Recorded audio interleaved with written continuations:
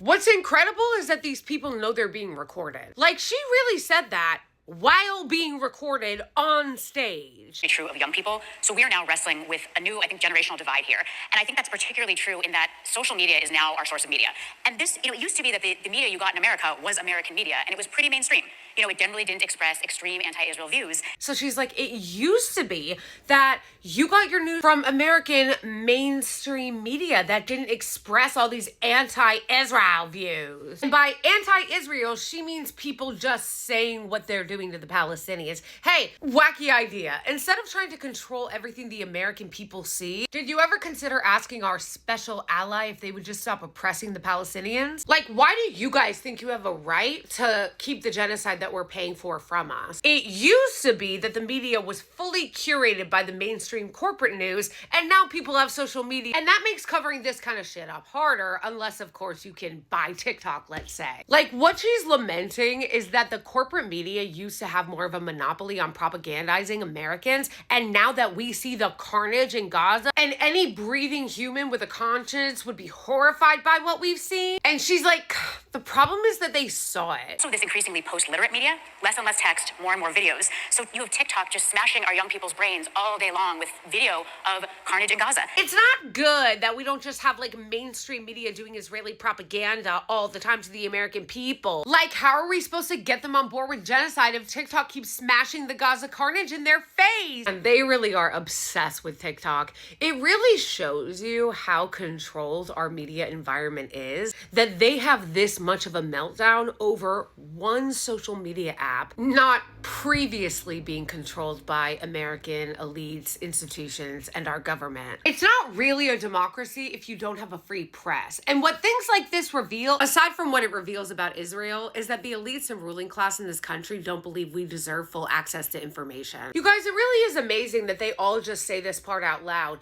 They're not upset about the carnage in Gaza. They're upset that Americans saw it. None of them are like, wow, the genocide in Gaza, the carnage that the people are seeing, this is horrific. No, they're literally like, how can we control media more? Like, how can we clamp down on people's rights and their ability to see what's happening? We can't, why'd we let them see it? The problem is that they saw it, which goes to the next clip, which is just so incredible. It's so incredible. She's upset that what we took from our Holocaust education in the States was that genocide's bad. I think, unfortunately, the very smart, bet that we made on Holocaust education to serve as anti-Semitism education, in this new media environment, I think that is beginning to break down a little bit. Because, Holocaust education is absolutely essential. But I think it may be confusing some of our young people about anti-Semitism because they learn about big, strong Nazis hurting weak, emaciated Jews. And they think, oh, anti-Semitism is like anti-black racism, right? Powerful white people against powerless black people. So when on TikTok all day long they see powerful Israelis hurting weak, skinny Palestinians, it's not surprising that they think, oh, I know, the lesson of the Holocaust is you fight Israel. You fight the big, powerful people hurting the weak people. Wow. Amazing. But although she's saying this out loud, it's something that I realized over the last couple years of watching the genocide in Gaza unfold, is that when they said that we needed to be educated about the Holocaust and why it was bad and what never again was, we all thought that meant never again for anybody. And they're like, nah, brah, we didn't mean that. We meant the lesson of the Holocaust is supposed to be like, Israel's a victim and can do whatever they want going forward. There's so many wild things about just that one short clip. One of the things that made me realize that they didn't mean never again for everyone was when I started drawing the parallels between what happened to the Jews in World War II and what they're doing to the Palestinians now. And what's really funny, and in a way she's right, it kind of backfired, was because I was indoctrinated with a lot of Holocaust education as an American, I recognized it when I saw it again. I read the Elie Wiesel books. I remember being so moved by Night.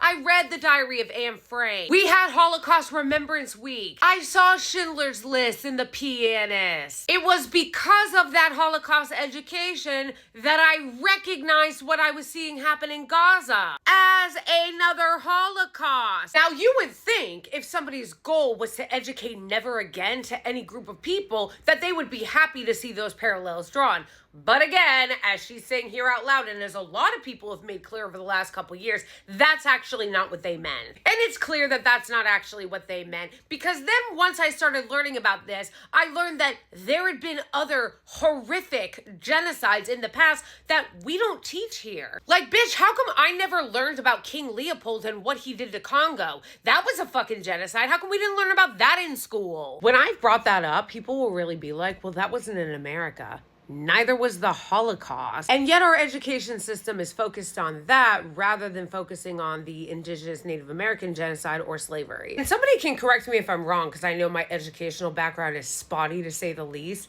But from what I remember when I did go to school, I did learn about the Native American genocide and slavery, but it was legit like a page in the history book, and then we moved on. It was like, yeah, slavery happened, Native American genocide, Trail of Tears. Like, are you guys ever gonna move on? That was so 1800s. And I'm kind of only barely exaggerating. The distance between the way that slavery, the indigenous Native American genocide, and the way that the Holocaust is taught is wide. But wasn't post-World War II supposed to change that? Like, wasn't the whole Geneva Convention, the UN, international law? I thought that the whole point of that was that World War II was catastrophic, and as humanity, we are striving to be better and more civilized.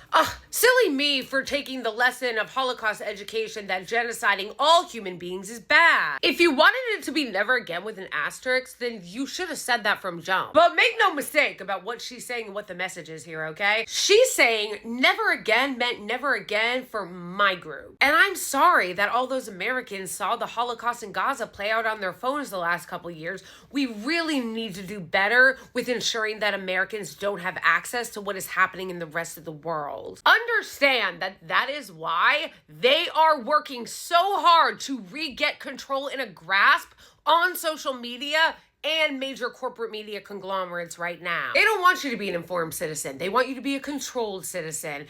And it's bipartisan. She worked for the Obama administration. This is something that has been going on for a very long time under both parties. It's just that TikTok wasn't owned by the US, and so they weren't being controlled in the same way that our other social media companies are. Those glory days are over though, folks.